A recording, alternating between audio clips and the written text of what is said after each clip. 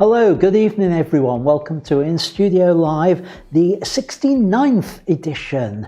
And tonight we're looking at panoramas. So buckle up, we've got an interesting show tonight. I am aiming to keep it under the hour as ever. Well, the aim is always to keep it under the hour. It doesn't always happen, but might do tonight actually, might just do, because I don't want anyone to miss the start of Line of Duty for those of you in the UK who are following that, including me, because I have to get home afterwards to watch it. So let's get started tonight. The usual things here at the start. Please subscribe if you haven't already done so. If you're here watching this for the second, third, fourth time and you haven't yet subscribed, why not? Go and hit the subscribe button and hit the bell icon and everything will be good then. And do hit the like button and share. My thanks as ever to all those of you who have been sharing links to the shows and telling people about not only the show but the Facebook group as well. I really appreciate that. It really does help things. And talking of the Facebook group, if you're watching this and you aren't a member of the Facebook group, why not? Come on, oh, seriously, why not?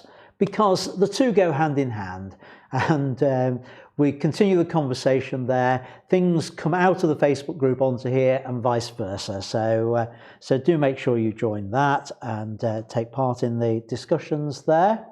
And you can sign up for my newsletter as well. Again, links for all of that's down below, usual sort of place on there.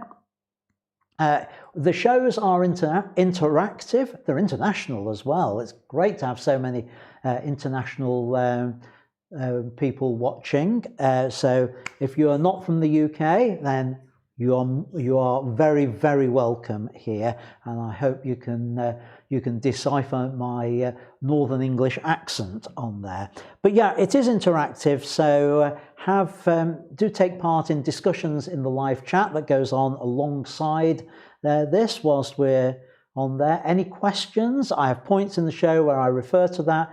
Pick up your questions and try and deal with them. But even if you've just got comments, things that you think, oh, that was interesting, or I hadn't heard that before, just put it in the live chat so that we get that conversation going in there.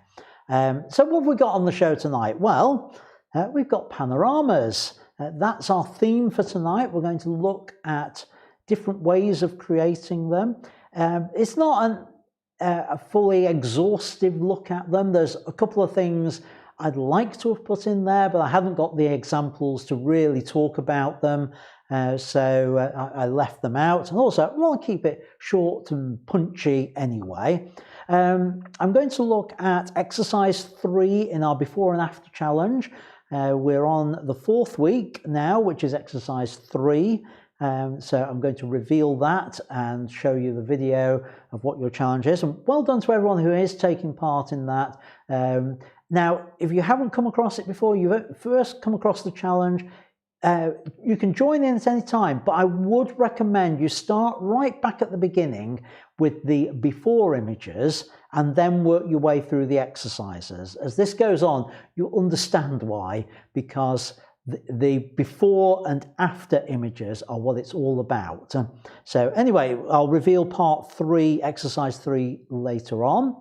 I'm going to show you how to stitch together a panorama in Lightroom as part of our Do It in Post section on here. And I've got image feedback. And in fact, I'm going to start off with image feedback tonight. And all those images that came in via email, all one of it. Well, actually, there was 2 emails. The other was from Gary, and I've converted his into a slideshow, which I'll show you later. But of the ones which aren't slideshows, I've got 1 email this week, 1 feedback image. I'm feeling unloved, folks, so please send your images for feedback to the feedback at ians-studio.co.uk. I give those priority. They're at the beginning of the show. The others, way back at the end of the show. You've got to sit through everything else before I get to them. You can short circuit that by sending me ones via email. Right, anyway, let's head over to Lightroom and I'll talk about the one image I've got. And here it is. It's from Paul. It's a flowers image. So let's go full screen with that so you can see it a little bit better.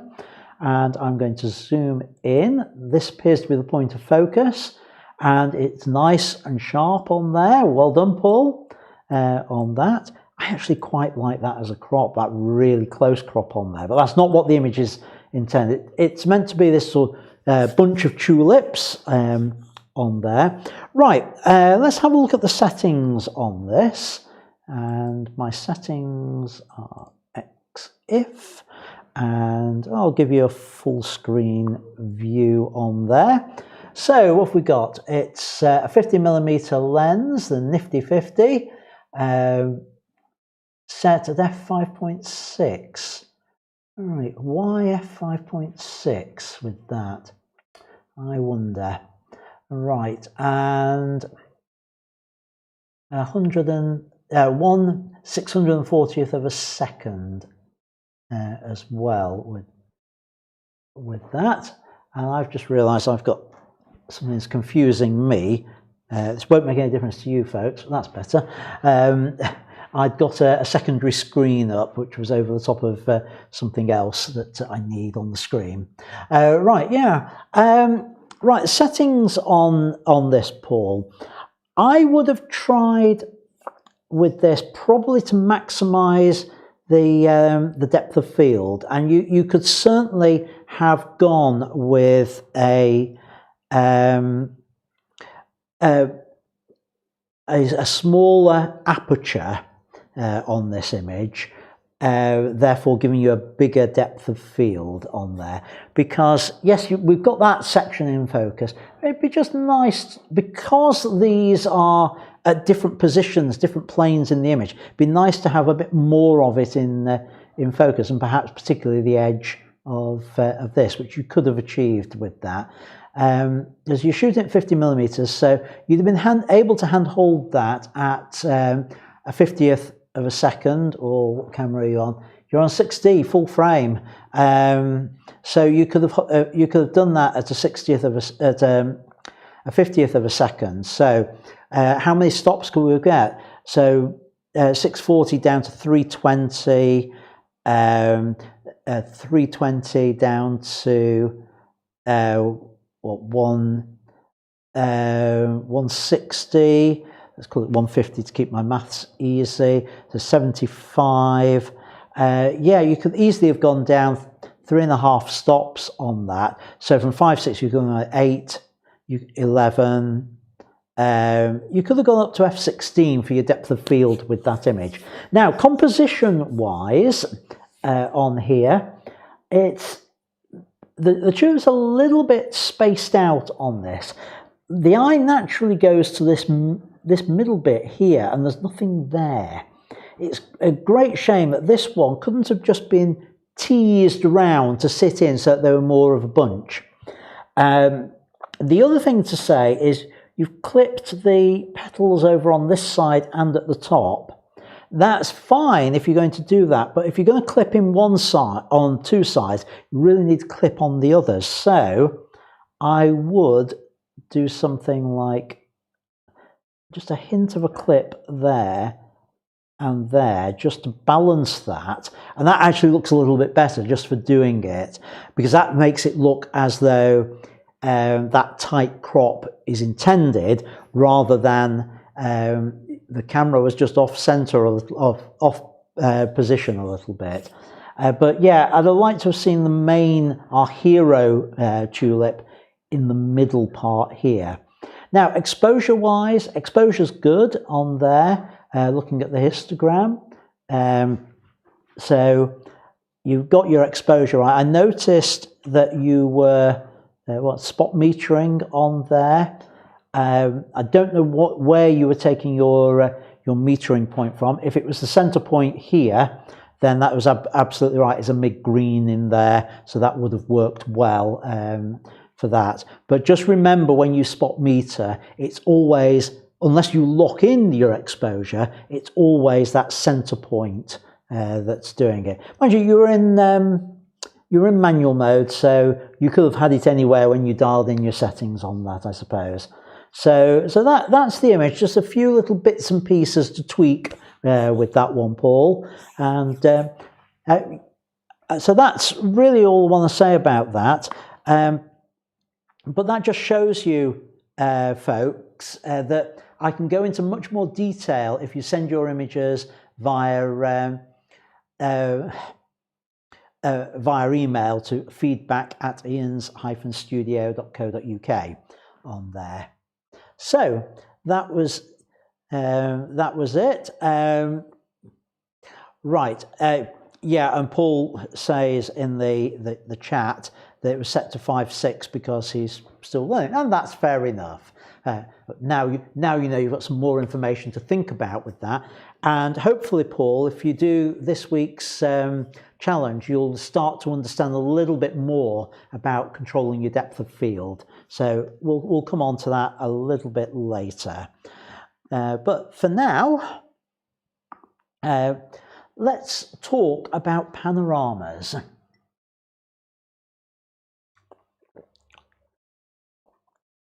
Now, what do I mean by a panorama? I haven't got slides for this, it's just occurred to me, I really ought to define it. Panorama is really an elongated image. It's typically horizontal, like the one you can see here, and typically it's wider than your normal field of view. So it's a big area that you're trying to capture. For example, this particular image behind me is at Martin Mere, and it's actually a 360-degree cylindrical panorama. So the whole thing, the left and right sides, would actually join up on there. So the path that you see on the left and right sides is one path, and actually it's directly behind me as I was making the image on there. So that's what I mean by panorama. You can get vertical ones, as we'll see later, on there, but typically it's a long, thin image. And there are a number of types of panorama, including vertical ones, which I'm not actually going to talk about, but I will. I'm going to show you two as part of a slideshow a little bit later. The most common sort are stitched panoramas, and that's where we're going to spend most of our time tonight talking. We're going to talk about taking multiple images and joining them together to create a panorama. But you can also do them live. Now, a lot of point and shoot cameras do this, and phones do it, where it's press and hold, so it's all done live. I'll talk a little bit about that type of panorama. And then there's the cheats panorama, where you take a single image, and typically with a wide angle lens, and then you crop it down to create a panorama out of it that way. And there are pros and cons of that, which I'm also going to talk about. So let's start off by talking about these stitched panoramas. So that's one in Fuerteventura, which is part of Spain, and I think that was about 8 or 9 images stitched together for that. There was an extra image to it on the left-hand side of the image, which isn't in there. And the reason it isn't in there is the only bit that overlapped was the sea. And the stitching software couldn't deal with that because it couldn't find any matches. So it couldn't stitch on the very left-hand side of it when I was creating it. So one of the best practices for creating panoramas, it's quite clearly, it's click, click, click, click, click, click, click, going round, isn't it? That's all there is to it. No, there's more to it than that on there. And for the best results, use a tripod. Use a tripod, preferably a 3-way head tripod, where you can then just control the rotation axis of it without adjusting anything else. But make sure it's level.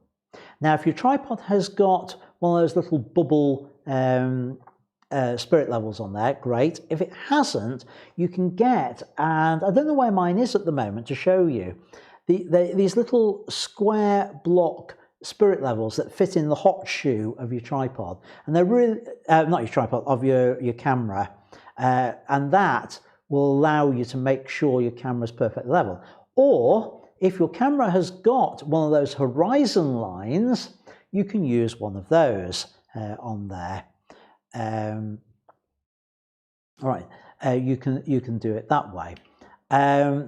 Right, more best practices.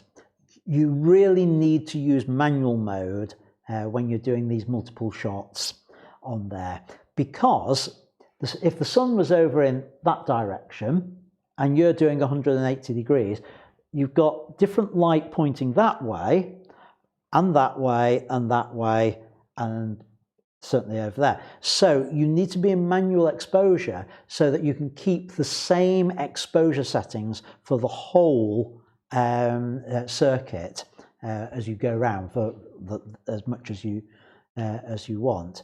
And what you do to get that exposure is you work out what is the key subject, what is the main thing in your image. On the one you just saw at Martin Mere, there was this big carving of a bird which was central to my image, and that was my key thing. So I got my exposure right for that, and I can afford to let it drift a little bit on the other parts of the image. Get your exposure right for your key bit of the scene. Lock that into your camera so that it doesn't vary from shot to shot. Because if your exposure varies from shot to shot, you're never going to be able to convincingly stitch it all back together again. And similarly with manual focus as well, because if you've got something quite close to you and for one part of the image, and something much further away on the other, and your focus point's over the close thing, it might just be a branch of a tree coming into the scene on the edge, and it focuses on that. It will take the background out of focus, but on the next shot, the background might be underneath the focus point, and that would be sharp. So again, you'd struggle to actually stitch the two bits together on that, because the focusing isn't the same. So use manual focus, and again, decide what your key subject is within the panorama, and focus on that. And then when you're in manual focus, you can then move away and know that your focusing is always that distance. Now, if there's lots of things you want to get into focus, you might want to think about your depth of field. This is where this ties in with today's exercise on the before or this week's exercise on the before and after challenge, as you'll see. So you might need to decide, right, actually, I need a wide depth of field to be able to get as much as possible in focus for this. So think about that. And typically, don't do your focusing on the first frame. Focus on whatever your key subject is. Because the big mistake we all make is we do the focusing on, oh, that's going to be my first frame, lock in on there, and you move around and you realize that something is interesting over there, and actually you're not focused at that distance on it. So think about your whole scene before you start to create it. And similarly, don't use auto white balance, because again, auto white balance will change from shot to shot as you work through, and it needs to be exactly the same on every shot. So lock in your white balance. Choose daylight or shade or whatever. Yes, you can change it if you're shooting in RAW in post-production, but it's so much easier if you just lock it in camera for your pano, so that the settings are all the same on every single shot. Next one is the bit that's not intuitive, and that is use vertical images. So don't have your camera horizontal, have your camera in vertical format and go round that way. Now, this ties in with a question that's just come in on chat. And Tony has said, can you get away with a monopod? Now, I don't know about you, Tony, but I haven't got a monopod that I can use in vertical mode. So yes, you can get away with a monopod, but only if you were shooting the images in horizontal format. And yes, you can still do your, excuse me. Yes, you can still create a panorama with your images in horizontal mode, but you're not going to get the biggest image possible with the most detail doing it that way. Because, for example, my 5D Mark III, if I shoot a panorama in vertical mode, my panorama will be 5,760 pixels tall, and however wide depends on how many shots I create on there. But if I did it in horizontal mode, it would only be 3,840 pixels tall, and however many shots I take around on there. I always want the largest file for the most detail possible with the panorama. So I will invariably shoot in vertical mode with the camera, put the camera in vertical mode. It does mean I have to take a lot more shots than in horizontal mode. And there may be times when I look at a scene and think, you know what, I'm never going to need the resolution on this one, and I need to get the shots done quickly, in which case I'll go click, click, click, click. I might be able to do it in 4 or 5 shots.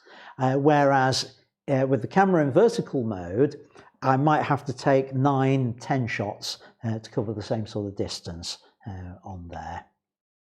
So the next thing to say is ensure that you've got a good overlap between the images that you create. This is absolutely critical to it.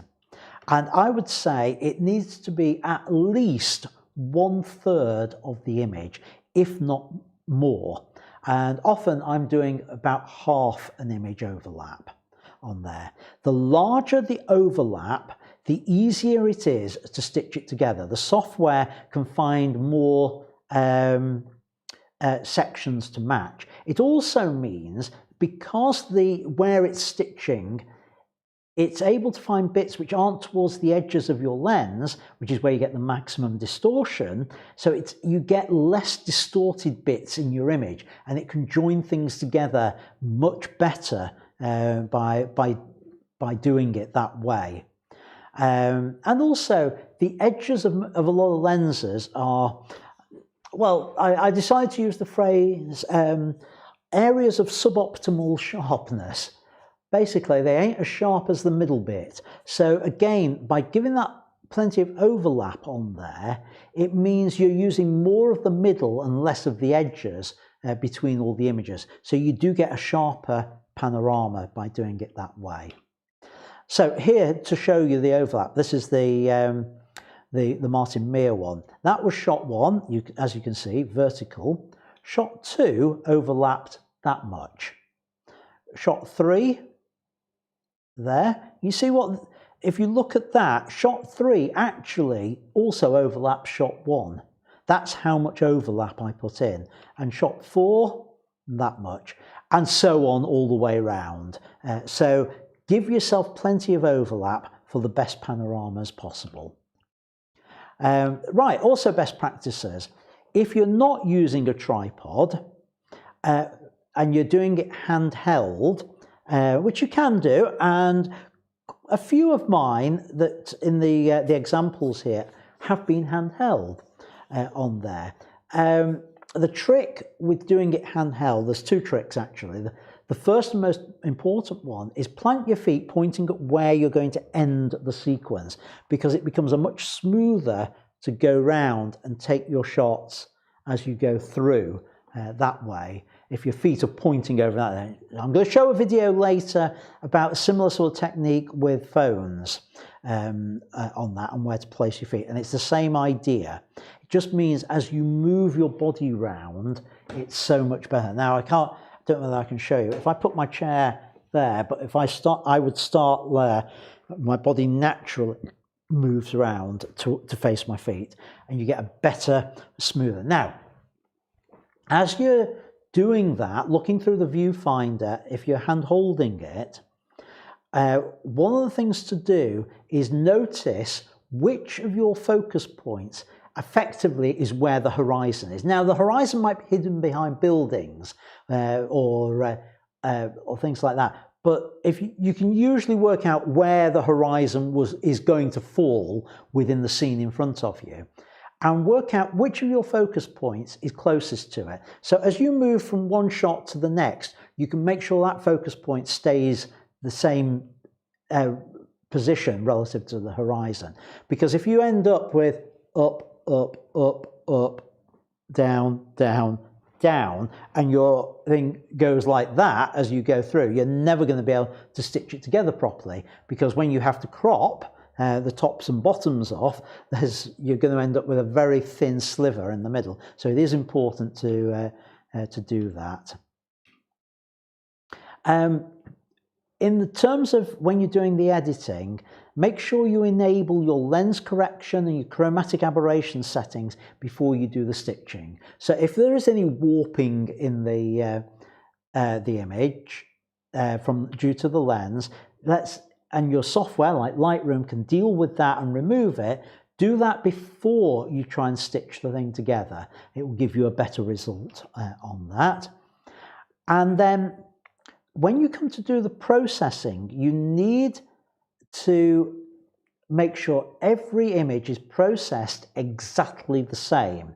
And the way I do it, having decided what my key subject is when I created the shot, I go to the frame that's got that in, and I process that particular frame to be exactly how I want it to look. Then I use sync settings to copy exactly the same processing over all the images in the sequence. Now, it may be that those edge ones, because the light is in different places and things like that, they may be suboptimal in terms of the processing, but they will match everything else. If you do them on a one-by-one basis, they're all going to be very slightly different in terms of exposure, of colour and things like that, and you do want them all to tie up. So do where the most important bit of your image is first, and then sync it across to all the others. Right, let's have a look at how you create panoramas with a phone. I'm going to try and actually demonstrate this one here in the studio, if the technology will let me do it. I don't know whether it will. We might have to do a little bit of fiddling, but let me give you a few pointers on this and I'll try and explain. Right, the image you can see there was done with the phone, and they typically are a single image, and they are done by moving the phone over the scene. You go into the app, the phone app, and it's typically press and hold and then scan the camera round as you do it on there. So I'm going to try and do a demo of this, do a panorama of my little setup here in the studio. So I need to connect my phone to my computer. So let's see if I can get this to work. Right, that's so far so good. Yeah, it's done it again. It's lost the settings on it, so just give me a moment. It does this every time it disconnects. I have to tell it it's a different phone on here. Okay, it's no, there we go. Right, so let's reset my display up there. Right, so you can now see my phone as I'm doing this. I'm going to go into the camera app on here. Hey, how about that? You can see my studio from here. I'm going to wheel back a little bit. Now, we want the Pano app, which is that one. And the way it works, you can see the instructions there on the screen. Move the phone continuously when taking the panorama. So you press and hold, and it should start building it as I move around my studio and my setup all the way around to here. Oh, no, that didn't work. We'll try that one again with this. All right, there we go. That's better. And one of the advantages of using a chair for this is I can just whiz round. This one's not a press and hold, I've just discovered. It was a press and then release with it. And it's one of my other cameras or something that has the other sort of technology on that. Oh, for those who are interested, that is the Stream Deck that's actually now driving my my live stream, and I just press the buttons and things happen. So I can't see it and keep the phone on there. So I should now just be able to do that. Yeah, and we go back. I can disconnect my phone. So that's the demo of how you would do it on there. And the reason I include that, I mean, I always thought it's pretty obvious, but the number of people when I've been on the ships who've asked me, come up to me and said, how do you do a panorama on a phone? And I've had to talk through it. So I thought it was worth mentioning it on here with the demo on that. Now, the panning technique, I want to try and explain that, but you need to be able to see my feet to be able to do it. So rather than me moving up, I've got a short video which I'm just going to play in, which shows the technique a little bit better than I can explain on this. So here we go. This time I'm going to give you some advice on how to create a panorama with your phone. You can use the Panorama app in your phone, and it's simply a case of press and hold and move the camera around to cover the entire panorama. What you possibly don't know is what to do with your feet. Let's suppose I want to create a panorama of this scene behind me. Well, if I'm going to move the camera from here to here, the best thing to do with my feet is to point them at where I'm going to finish. Then turn my body round to the start point. I can press and hold and then just move steadily round in an arc that way. The reason for doing it like that is you're moving with your natural body's arc, which gives you a much smoother panorama. Right, so that was just demonstrating the technique of how you do that move. Now, that same technique of point your feet at the finish point, for those of you who do things like panning shots, or as we were talking last week about intentional camera movements, you use that technique if you're doing a horizontal movement with it as well. Always point your feet at the finish on there with that. So let's have a look at the other technique. This is the cheats technique, which is cropped panoramas. So this one, a nice panorama, it's actually just a crop of a single image on there. It's probably the easiest way to create a panorama. It's one shot. But the problem is it's relatively low quality because you've cropped off a lot of image. It was a horizontal image to start with. I've just chopped top and bottom off there to create a panorama from it. You probably need a wide angle lens or to be a reasonable distance from the whole scene to be able to do it that way. And one of the reasons for doing panoramas is typically because you're trying to capture more than your lens can. So sometimes it's of use, this sort of technique, but a lot of the time it isn't on there. And that was the original image on there. which I quite like it as it is on that, but I just wanted to show that as a method of doing panoramas. Now, let's have a look at the problems of distortion with panoramas, because a panorama will introduce a distortion, and I think this is what was being asked in chat. It's the last one from S numbers 1, Paul. Was it intentional to have two different shadow angles on the panorama scene? That was that first Martin Meir image, as the shadows are coming from the front and the back. The answer to that is they are not in two different directions. It's because it's a 360-degree panorama.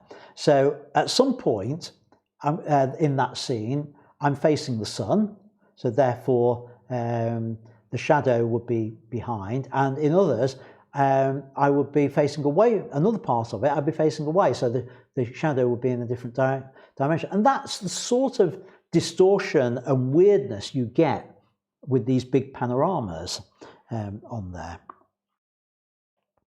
And similarly here, you can see this particular image of Marco Polo, the cruise ship, and she's bent on there, and the railings are bent. In real life, they weren't. It's simply because when you turn to the side, you're shooting along the railings. When you're at the front, you're shooting towards them, and when you've got that way, you're shooting along them. So the image appears to have this bend in it because of that. And I have tried in post-production to try and straighten that, and it's not possible. I have not yet managed to do it. The ship's not too bad, but it has got a bend to it, a curve on there. But anything really close to the camera, that's much more exaggerated with it. So you're always going to have that problem with your images when creating a panorama. You're going to have that distortion in there. It makes anything that's straight look bent, but, and here's the weird thing, it goes the other way too. It can make straight items appear bent, but it can make bent items appear straight, curved items appear straight. And what do I mean by that? Well, how about that? And this is one of the things I love about panoramas, is you can do quite weird things. Now that looks like a colonnade where that you're just looking along. It's not, it's a bandstand. That is a bandstand, and you're seeing the different sections of the bandstand. It's the four different sides to this square circular structure. What do I mean by that? Well, if I show you the original images that made it up, you get a better idea of what's gone on there. Those were the original images, the different views through it, and the actual bandstand looked like that. So it's quite an interesting thing where it allows you to flatten things out. But this comes on to a problem that that Gary raised in the Facebook group back in, I think it was January. He asked the question. He'd done a panorama of the Crescent in Buxton, and I'll show it later when I'm going through the images. And instead of it being a nice arc round, it was completely flat. So how do you deal with that distortion? Sometimes you don't want a curve where it's flat, or flat when it's curved. Can you still create a panorama like that? The answer is yes. And here is an image that I did like that. It's a panorama. It's a mural, and it was in Nasaswak in Greenland, and it's the Inuit Last Supper on there. And well, that could just be a crop from an image. In fact, it could be a crop from that image. I did do it that way, but I wanted to get the full resolution. If I'd done it that way, I would have been, it's that problem where it's just a low, it's just a small section of an image, and I haven't got the resolution. I wanted resolution. My image is 15,273 pixels wide and 3,757 pixels high. I've got the maximum resolution I could of this scene. So how did I do it? Well, the way I did it, instead of swinging round to create the panorama, what I did, I'll try and do this in the chair, is I did one there, I moved along, did another one, moved along again, and did another one there, and built it up that way. In fact, I think there was 4 images I used for it. So there's my 4 images, the original shots, and you can see on there that what I tried to do was to keep the back of the camera parallel to the wall, and I'd lined up the roof at a particular focus point in the image, so I could position the camera the same. So I knew I had to get roof and grass in, top and bottom, same on there. And then I moved sideways. I stepped sideways to do the next one, and then so on and so forth. And I was able to stitch it together successfully in Lightroom to create the image. So to answer Gary's question about Buxton crescent and the fact that it came out flat, was because you were sweeping round, you were going round in an arc. The way to do it, Gary, if you can get far enough back to do it, and you might have to do vertical to get the height with it, and you need a nice straight line. Now, there is a road there. If it's straight, I can't tell from your image. If you can do one shot, take a step, do another, and all the way along that way, you should end up with something which doesn't flatten out the distortion.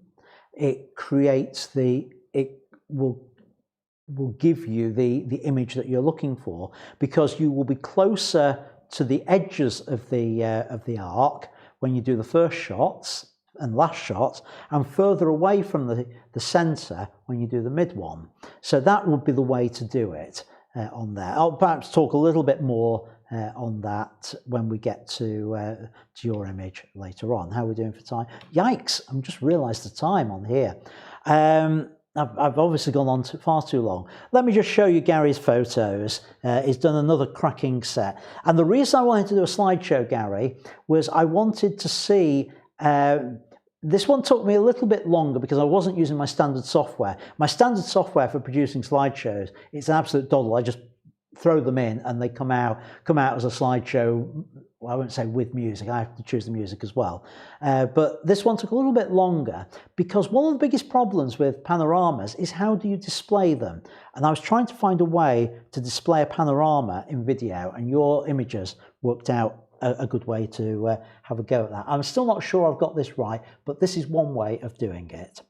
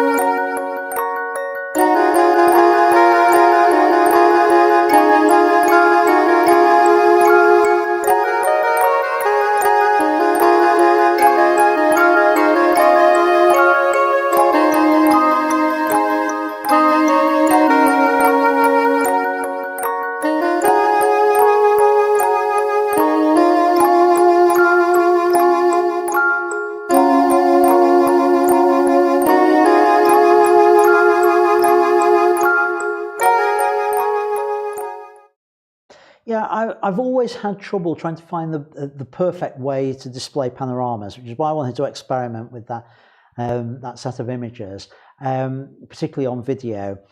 And what I tried with that, first time I've tried it, is do the full image to give the idea of the whole image, and then go in full screen, maximum height or maximum width, and then just literally pan across it to be able to show the detail at its best on there. The jury's still out on the best way to display a panorama, both online and on video on there. So let's move on. Questions, right? Yeah, Gary has said that he does all his freehand and he uses the grid. Same idea, the grid, the focus points to level everything up on there. And then he's going to try the technique I said with the crescent during the week on there and see if that works. I've got the my good old yellow banner on there about not enough data, so hopefully you'll be okay and still see what's going on. Right, okay, before and after challenge, and time's running out on here because I haven't got through any images yet. So far we've done the before images, the challenge images for 1, which is all about composition. Number 2 was all about freeze and blurring the action. And this week it is all about aperture and depth of field. So let me play in the video. Hello, welcome to exercise 3 in my before and after challenge. This week it's all about aperture and depth of field.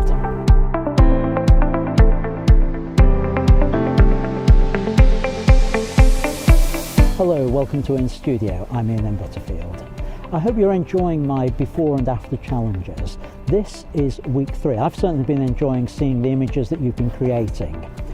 This is week 3, and today we're looking at aperture and depth of field and how we can use that to affect our compositions.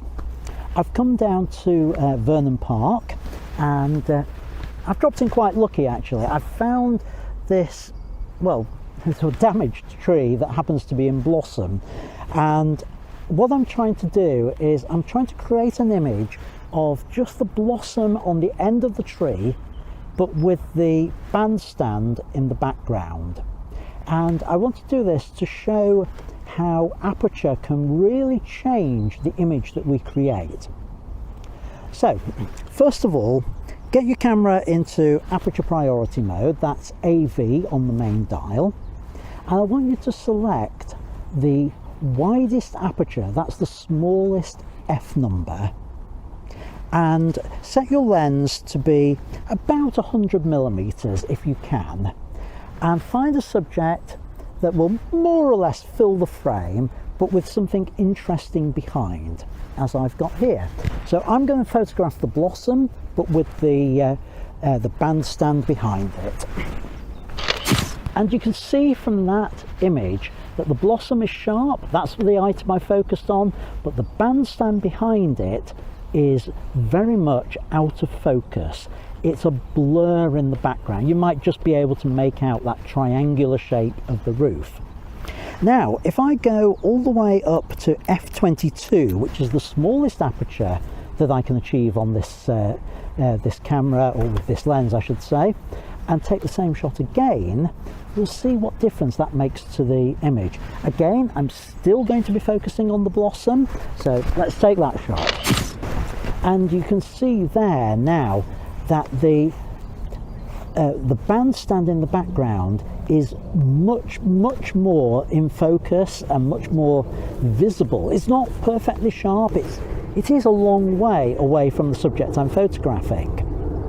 So what happens if we pick a mid value? How about f11 or f8? Well, I'm going to go to f8 and take the shot again.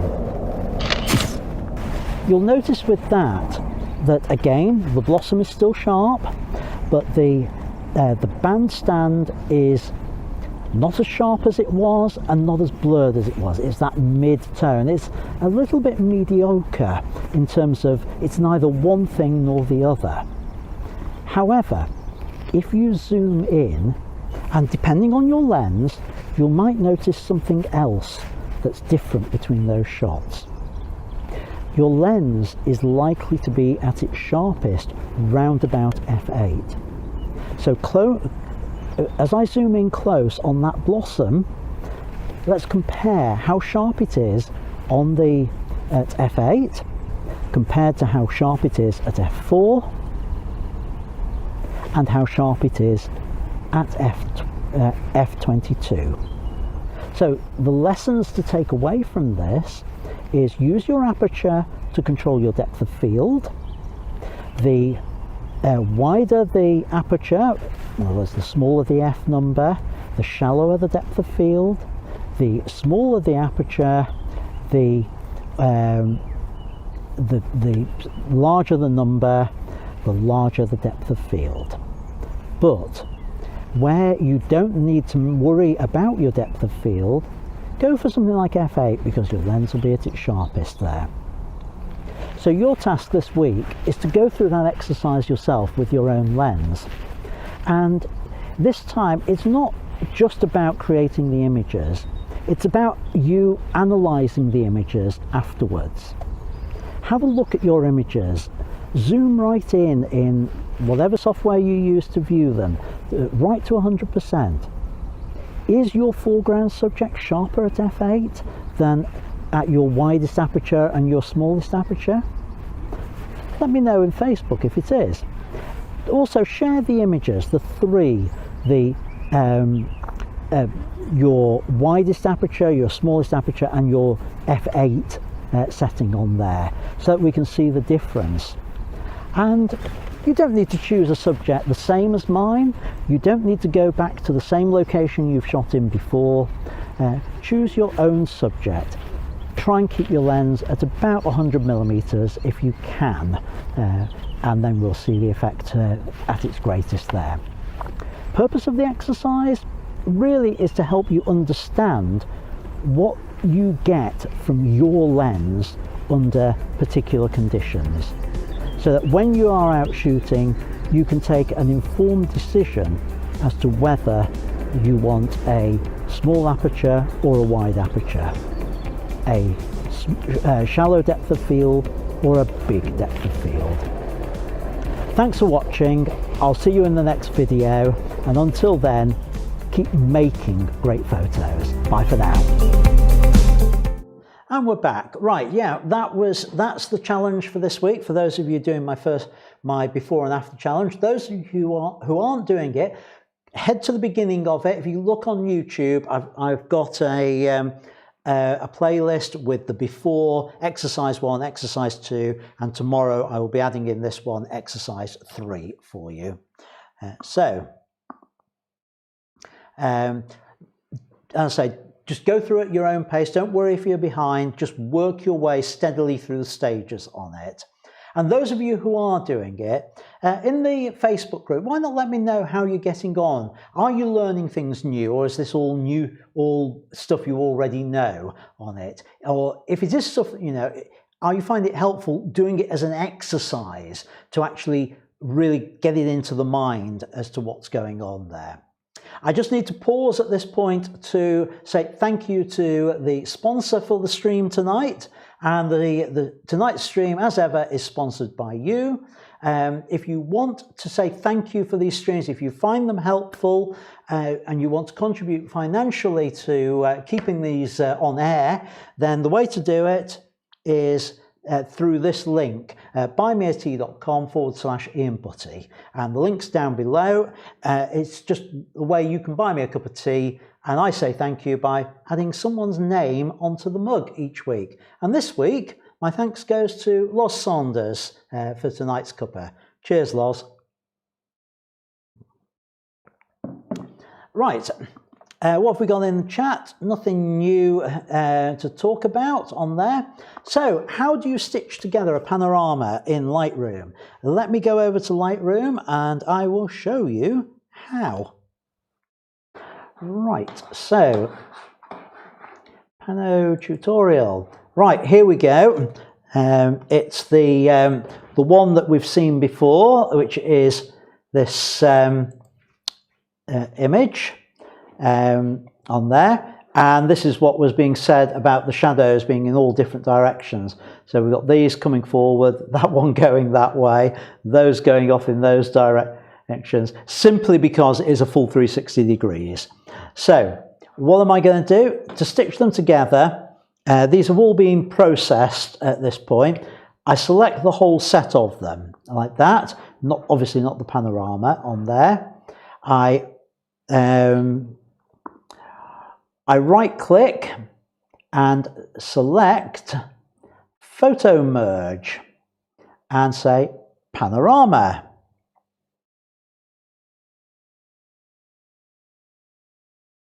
And I should get a box coming up instead of it just saying loading. This isn't good, Lightroom.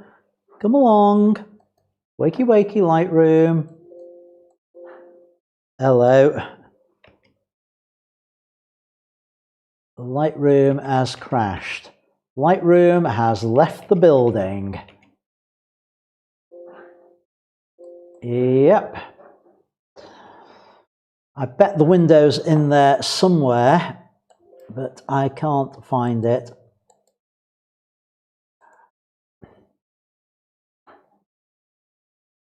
Right.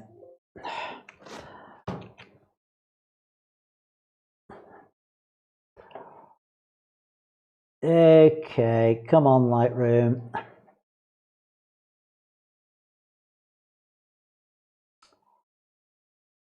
Oh. It does this occasionally. Ah. Okay. Sort by name. Let's try that. Stop me moving around. Lightroom. End.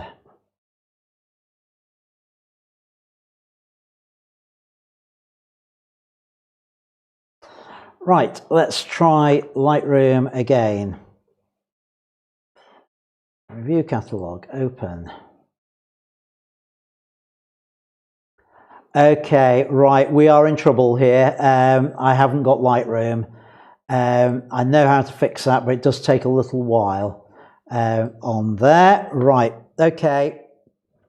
Right. At this point, what I'm going to have to do, I'm going to have to abandon quite a number of slides at this point because I can't do that. Right, I've also got a comment of how do we do this in Photoshop. Might be better in Photoshop. Right, let's see whether I can do this in Photoshop very quickly.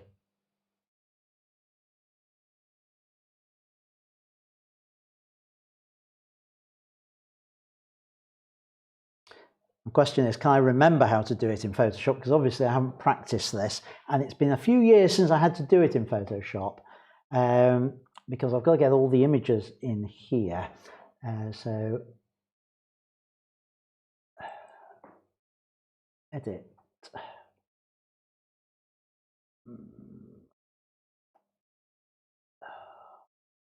Got to get them in as layers. It's going to take too long for me to do it in there.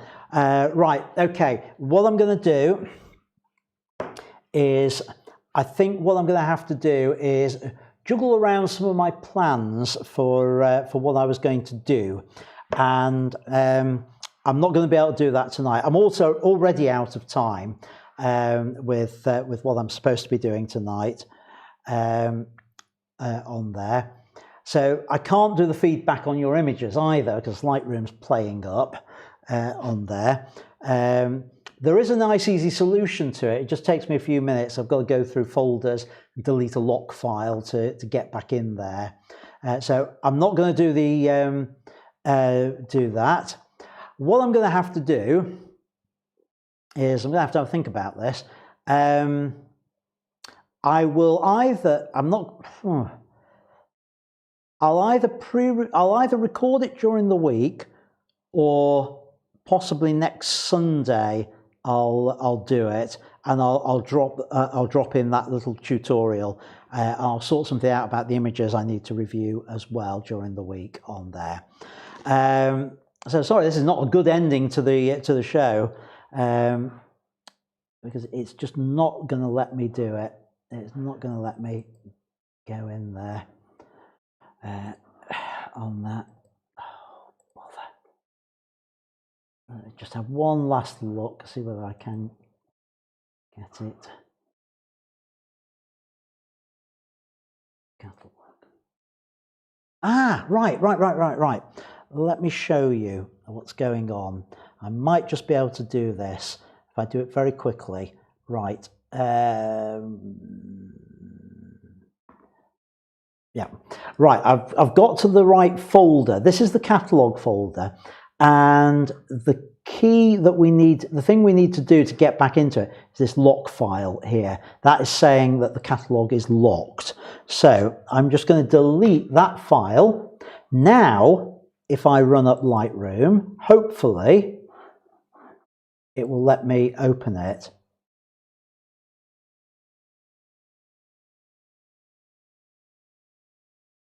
Right, I don't need that.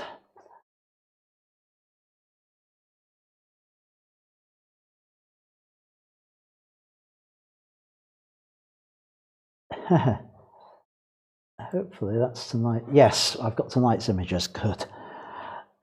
Right, so those are the images. Let's try this. Then photo merge, panorama. And at this point, it's done it again. It's crashed it. That is bizarre, because what happens is it comes up with a dialog box, and I suspect because I've got screen recording software going, it's having a hissy fit over the dialog box. It's not even available down here to get to it on there. So yeah, that's the problem. I can't show it, and the whole thing's gone again on there. Kill. Look, never mind. Back to plan B.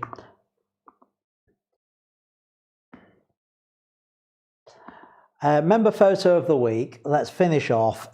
Time's against us. I'll have to look into that one. I've chosen this image by Mickey White for this week's image of the week. It's slightly soft, Mickey, but I think that's an artistic thing on there. I don't dislike it on this. It's slightly, I think the softness, some of the softness I'm seeing is due to the veils on it, and the eye is further back, and therefore that's one of the reasons that's slightly soft on there. So that's my photo of the week. That's how it will appear on the Facebook group. So I will, as ever, change that very shortly. And whose will be next week? And yeah, so my apologies, folks, for the rather abrupt end due to Lightroom playing up on this. Last look in live chat, and yes, technology is a wonderful thing when it works, which it's deciding not to do for me at the moment. If you want me to review your images, again, this just shows the advantage of sending your images to feedback@ians-studio.co.uk, or if you've got questions, send them to contact me at ians-studio.co.uk.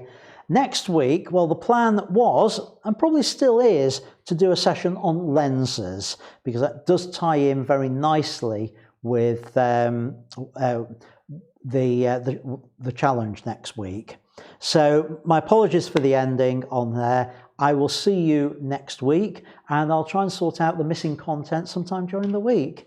So until we speak again, thanks for watching, folks, and keep making great photos. Bye for now.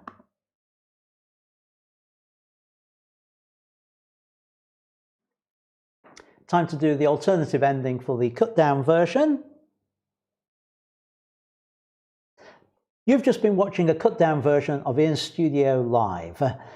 The full version's now in my Academy. Details of the Academy over my shoulder is only £6 a month or £60 a year. Lots and lots of resources in there, and the full live stream, of course. So why not look into joining that, link down below, etc. And thanks for watching, and until next time, keep making great photos. Bye for now.